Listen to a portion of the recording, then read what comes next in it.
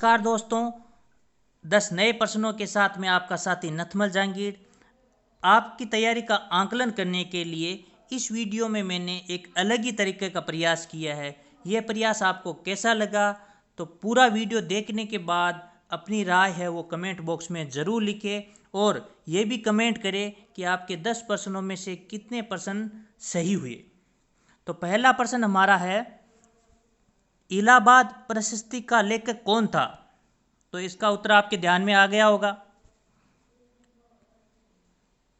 तो इसका उत्तर है हरिसेन। क्या है? हरिसेन। और ये किस राजा के दरबार में रहते थे? समुद्रगुप्त। अब लेते हैं अपना दूसरा प्रश्न। दूसरा प्रश्न है, पुरंदर की संधि कब और किसके मध्य हुई? उत्तर सोच के बताइए। तो यह संधि हुई थी 11 जून 1665 को। और किसके मध्य हुई थी? शिवाजी और राजा जय सिंह के मध्य।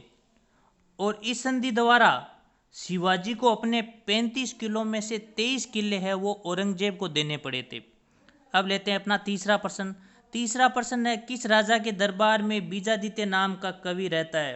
सोचो उत्तर, क्या उत्तर होगा इसका? तो इसका उत्तर है हमीर देव चौहान, जो रणथंबोर के क्या थे? शासक थे। और अलाउद्दीन खिलजी द्वारा 1301 पर रणथंबोर पर क्या कर लिया था? अधिकार कर लिया था। अब लेते हैं चौथा प्रश्न। चौथा प्रश्न हमारा है, किस देश में संस्थात्मक और अध्यासात्मक दोनों शासन प्रणालियों का सम्मिलित रूप पाया जाता है? तो उत्तर बताइए, सोचिए।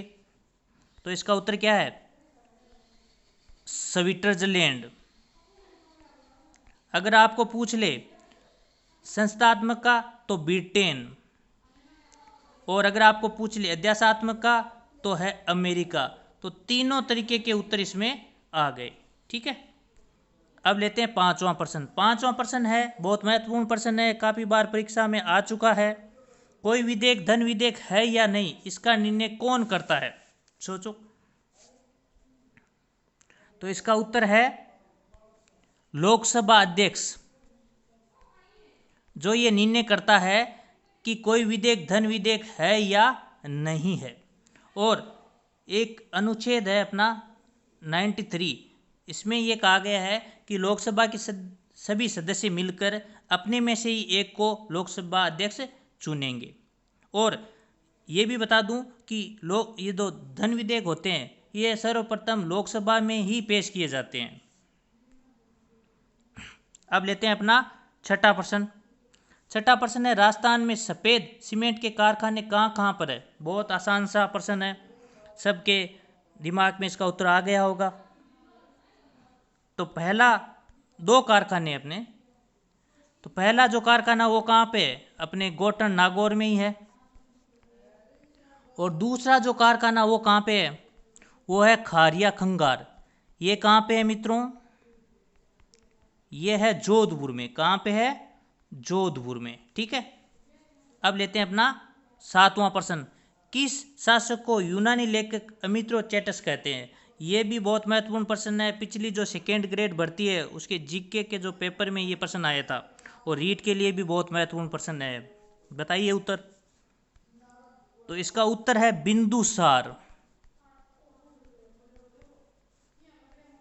ठीक है। अब लेते हैं अपना अगला प्रश्न, आठवां प्रश्न भी बहुत महत्वपूर्ण प्रश्न है। अशोक ने किसके प्रभाव में आकर बौद्ध धर्म ग्रहण कर लिया था? सोचिए उत्तर। तो इसका उत्तर है दो व्यक्ति थे, एक तो थे निर्गिरोध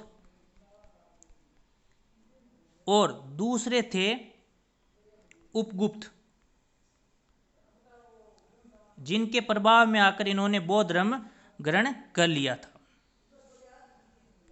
अब लेते हैं अपना नौवां प्रश्न। नौवां प्रश्न है, भगवान श्री कृष्ण का संबंध किस महाजनपद से था? तो आपको पता होना चाहिए कि पूरे भारत में 16 जनपद थी, उनमें से 4 जनपद है वो राजस्थान में थी। अब उत्तर आ गया होगा आपके दिमाग में। तो इसका उत्तर है सूरसेन जनपद। अब आप बताइए सूरसेन जनपद की राजधानी कौन सी थी?